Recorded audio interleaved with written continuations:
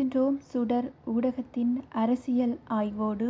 ஈரானின் ஆயுதப்படைகளின் வான் பாதுகாப்பு அமைப்பு வடமேற்கு ஈரானின் தப்ரிஸ் இஸ்ரேலிய F-35 ரக போர் விமானத்தை வெற்றிகரமாக சுட்டு வீழ்த்தியிருப்பதாக கிழக்கு அஜர்பைஜானின் நெருக்கடி மேலாண்மை பணியாளர் ஜெனரல் மஜித் பர்ஷி அவர்கள் தெரிவித்திருக்கின்றார். தப்ரிஸில் 2 இஸ்ரேலிய ட்ரோன்கள் முன்னதாக சுட்டு வீழ்த்தப்பட்டிருப்பதாகவும் அவர் குறிப்பிட்டிருக்கின்றார். தப்ரிஸை சுற்றியுள்ள 3 இடங்கள் குறிவைக்கப்பட்டதாகவும் இஸ்ரேலிய ட்ரோன்களை வீழ்த்துவதற்கு வான் பாதுகாப்பு அமைப்புகள் ஈடுபடுத்தப்பட்டதாகவும் அவர் கூறியிருக்கின்ற நிலையில், ஈரானினுடைய வான் பாதுகாப்பு படைகளால் இடைமறித்து அளிக்கப்பட்ட 4வது F-35 ரக போர் விமானம் இதுவாகும் எனவும் கூறப்படுகிறது. ஜூன் மாதம் 13ஆம் தேதி அன்று இரவு ஈரானிய எல்லைக்குள் இஸ்ரேலிய தாக்குதலை ஆரம்பித்திருந்தது. உயர் பதவியில் இருந்த ஈரானிய இராணுவ அதிகாரிகள் இலக்கு வைக்கப்பட்டு தாக்குதல்களில் படுகொலையும் செய்யப்பட்டிருந்தார்கள். ஈரானினுடைய ஆயுதப்படைகளின் தலைமை தலைவர் மேஜர் ஜெனரல் முகமது பகோரி மற்றும் இஸ்லாமிய புரட்சிகர காவல்துறையின் தலைமை தளபதி மேஜர் ஜெனரல் ஹசைன் சலாமி ஆகியோர் தெஹ்ரானில் படுகொலை செய்யப்பட்ட 3 மூத்த இராணுவ அதிகாரிகளில் அடங்குவதாகவும் அந்த தகவலானது அதிகரிக்கப்பட்டிருக்கின்றது. நாளுக்கு நாள் இந்த 2 நாடுகளினுடைய போரும் தீவிரம் அடைந்திருக்கின்ற நிலையில் இஸ்ரேலுக்கும் ஈரானுக்கும் இடையிலான மோதல்கள் அதிகளவாக வலுப்பெற்று வந்திருக்கின்றன. ஈரானின் சில ஆச்சரியங்களை காண முடியும் என அமெரிக்காவிற்கான இஸ்ரேலிய தூதுவர் தெரிவித்திருக்கின்றமையும் ஈரானுக்குள் சில முக்கிய தாக்குதல் இடம்பெறலாம் என்ற ஊகத்தையும் உருவாக்கியிருக்கின்றது. குறிப்பாக ஈரான் அணு குண்டு தயாரிப்பிற்கு தேவைப்படும் யுரேனிய செறிவூட்டலை செய்யும் ஈரானினுடைய முக்கிய அணுமின் நிலையமான ஃபோர்டோ அழிக்கக்கூடும் என்ற ஊகங்களும் இந்த கருத்துக்குள் வெளிப்படுகின்றது. தெஹ்ரானிற்கு தெற்கே சுமார் 100 மைல் தொலைவில் உள்ள மலைகளுக்கு இடையில் மறைவான ஒரு இடத்தில் உள்ள இந்த நிலையம் நிலத்திற்கு கீழே 90 மீட்டர் ஆழத்தில் இருக்கின்றது. இவ்வாறான கடும் பாதுகாப்புடன் உள்ள நிலைகளை அழிக்க இஸ்ரேலிடம் மட்டுமல்ல, உலகின் அமெரிக்காவை தவிர நிலத்தில் 90 மீட்டர் ஆழத்தை துளைத்து வெடிக்கும் வகையிலான பதுங்கு குழி தகர்ப்பு ரக குண்டுகளும் இல்லை. இந்த நிலையில் ஈரானின் இந்த நிலையம் மீது அமெரிக்கா தன்னுடைய 15 டன் எடையுள்ள பங்கர் போஸ்டர் குண்டு தாக்குதலை நடாத்தக்கூடும் என்ற ஊகங்களும் உருவாகி இருக்கின்றன. இந்த பங்கர் போஸ்டர் ரக குண்டுகள் பாரிய எடை காரணமாக அணுகுண்டு வீச்சுக்கு பயன்படுத்தப்படும் B-2 ஸ்பிரிட் ரக பெரிய குண்டு விமானங்களால் மட்டுமே காவி செல்ல முடியும் என்றொரு தகவலும் வெளியிடப்பட்டிருக்கின்றது. திரைமறைவில் இறைமறைக்காயாக இந்த நகர்வுகள் இடம்பெற்று வருகின்ற போது இஸ்ரேல் ஈரான் இடையான மோதல்களும் அதிகரித்து வரும் நிலையில் ஈரானினுடைய அரச வங்கிகளில் ஒன்றான செஃபா வங்கி மீது சைபர் தாக்குதல் இடம்பெற்றுள்ளதாகவும் தகவல்கள் வெளியிடப்பட்டிருக்கின்றன. செஃபா வங்கியின் உட்கட்டமைப்பை குறிவைத்து மேற்கொள்ளப்பட்டிருக்கின்ற இந்த சைபர் தாக்குதலினால் அந்த வங்கியினுடைய இணைய சேவைகளின் இடையூறுகள் ஏற்பட்டிருப்பதாகவும் கூறப்பட்டிருக்கின்றது. இஸ்ரேலினுடைய உளவு அமைப்பான மொசாட் அமைப்பினுடைய தலைமையகத்தை ஈரான் ஏவிய பாலிஸ்டிக் ஏவுகணைகள் ஒன்று தாக்கியதாகவும் தகவல்கள் வெளியாகிய சில மணி நேரங்களில் இந்த சைபர் தாக்குதல் இடம்பெற்றிருக்கின்றமையும் குறிப்பிடத்தக்கது.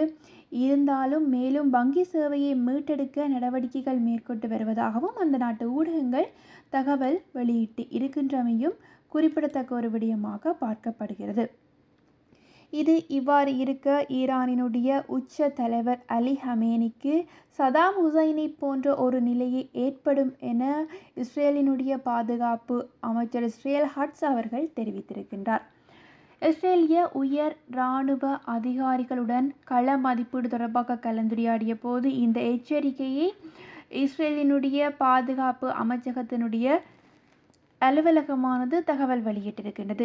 ஈரானிய சர்வ அதிகாரிகளை தொடர்ந்து போர்க்குற்றங்களை செய்வதையும் இஸ்ரேலிய பொதுமக்கள் மீது ஏவுகணைகள் ஏவுவதையும் தான் எச்சரிப்பதாகவும் இதே பாதையை தேர்ந்தெடுக்க சர்வதிகாரியினுடைய தலைவிதியை தான் நினைவில் கொள்வது நல்லது எனவும் கட்ஸ் அவர்கள் குறிப்பிட்டிருப்பதாக அவருடைய அலுவலகம் தகவல் வெளியிட்டிருக்கின்றது. 2003ஆம் ஆண்டு ஈராக் மீது அமெரிக்கா படையெடுப்பில் பாலம் ஒன்றன் கீழ் மறைந்திருந்த சதாம் ஹுசைன் கைது செய்யப்பட்டு தூக்கிலிடப்பட்டதையும் இந்த நேரத்தில் அவர் கூறியிருக்கின்றார். ஈரானினுடைய அரச ஒலிபரப்பு தலைமையகத்தின் மீது நடாத்தப்பட்ட தாக்குதலை குறிப்பிட்ட அவர், ஈரானினுடைய சிவில் ஆட்சியின் பிற அலுவலகங்களும் குறிவைக்கப்படலாம் எனவும் தெரிவித்திருக்கின்றார். பிரச்சாரம் மற்றும் தூண்டுதல் ஒலிபரப்பு அதிகாரங்களுக்கு எதிராகவே நேற்று செய்ததைப் போல இன்றும் தெஹ்ரானில் உள்ள ஆட்சி மற்றும் இராணுவ இலக்குகளுக்கு எதிராக தாங்கள் தொடர்ந்து செயற்பட இருப்பதாகவும் ஹட்ஸ் அவர்கள் தெரிவித்திருப்பதாக கூறப்பட்டிருக்கின்றது.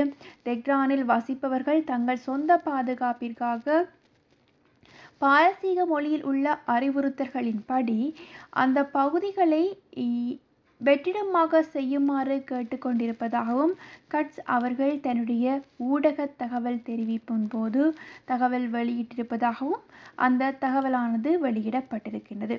நாளுக்கு நாள் இவ்வாறு அதிகரித்து வருகின்ற நிலையில் அயதுல்லா ஹமேனியை கொல்லாமல் தாம் ஓய மாட்டோம் என தகவலும் வெளியிடப்பட்டிருக்கின்றது இஸ்ரேலானது. ஈரானினுடைய ஆன்மீக தலைவரான அயதுல்லா அலி ஹமேனியை இஸ்ரேல் கொலை செய்ய தேடி வருவது தொடர்பான பல செய்திகளும் வாத பிரதிவாதங்களும் இஸ்ரேல் மற்றும் மேற்குலக ஊடகங்களில் வெளியாகி வருகின்ற நிலையில் அயதுல்லா அலி அவர்கள் இஸ்ரேலினுடைய அடுத்த இலக்கு என்று சில ஆய்வாளர்களும் அலி ஹமேனியை கொல்லக்கூடாது என சில நாட்டு தலைவர்களும் கூறி வருவதாக ஊடகங்களில் செய்திகளும் வெளியாகி வருகின்றன. இதேவேளை அலி ஹமேனியை கொல்வதற்கான அனுமதியை டொனால்ட் ட்ரம்ப் வழங்கவில்லை என சில அமெரிக்க ஊடகங்களும், தேவைப்பட்டால் அவரை கொல்வதற்கு தாங்கள் முடிவெடுத்திருப்பதாகவும் அதற்கு பொருள்பட தாங்கள் உழைப்பதாகவும் இஸ்ரேலிய பிரதமர் பெஞ்சமின் நெதன்யாகுவும் கூறி வருவதாகவும் செய்திகள் தொடர்ச்சியாக ஊடகங்களில் வெளியாகி யுத்தம் சார்ந்த பிரதான பேசு பொருள் ஆகி வருகின்றமையும் குறிப்பிடத்தக்க ஒரு விடயமாக பார்க்கப்படுகிறது. இவ்வாறு நாளுக்கு நாள் இந்த போராட்டமானது இந்த போர்க்களமானது அதிகரித்து வருகின்ற நிலையில் தற்சமயம் இஸ்ரேல் மற்றும் ஈரான் இடையேயான 5 நாட்களாக சண்டைகள் நடைபெற்றாலும் ஐக்கிய அரபு எமிரேட்ஸ் நாட்டிலும் ஹர்பார்கான் என்ற இடத்திலும் 22 கடல் மைல் கிழக்கே ஜோர்முஸ் ஜலசந்திக்கு அருகே 3 கப்பல்கள் தீப்பிடித்து எரிவது போல காட்சிகளும் தற்சமயம் வெளியாகியிருக்கின்றது. எனினும் இந்த தகவலினுடைய உண்மைத்தன்மை இன்னும் வெளியாகவில்லை. இதற்கிடையில் நாசாவின் fire information forge research மெட்மென்ட் system வரைபடம் ஊடாக ஓமான் வளைகுடாவில் 3 இடங்களில் தீப்பிடித்திருப்பது உறுதி செய்யப்பட்டிருக்கின்றது. அதேவேளை உலகில் பயன்படுத்தப்படும் மொத்த எண்ணெயில் சுமார் 1/5 பங்கு இந்த ஜலசந்தி வழியாகவே செல்கின்றது என்பதும் குறிப்பிடத்தக்க விடயமாகும். இப்போது உலகிலே அதிகளவான நாடுகளில் இந்த எண்ணெய் வளத்தினுடைய குறைபாடு காணப்படுவது மட்டுமல்லாமல் இலங்கை போன்ற நாடுகளிலும் பெட்ரோலினுடைய இருப்பு மிக குறைவாக காணப்படுவதாகவும் தகவல்கள் வெளியிடப்பட்டிருக்கின்றன. இந்த நிலையில் 2022 தொடக்கம் முதல் கடந்த மாதம் வரை ஒரு நாளைக்கு சுமார் 1.78 கோடி முதல் 2.8 கோடி பேரல் கஞ்சா எண்ணெய், கண்டன்சேட் மற்றும் எரிபொருள்கள் இந்த ஜலசந்தி வழியாகவே சென்றிருப்பதாகவும் வோர்டெக்ஸா தரவுகள் தெரிவிக்கின்றன. எனினும் இது குறித்து ஐக்கிய அரபு எமிரேட்ஸ் வெளியுறவுத்துறை அமைச்சகம் அல்லது ஹோர்ன் ஃபர்கான் கொள்கலன் முனையத்திலிருந்து எந்தவிதமான அதிகாரப்பூர்வமான பதிலும் வரவில்லை என்பதும் குறிப்பிடத்தக்கது.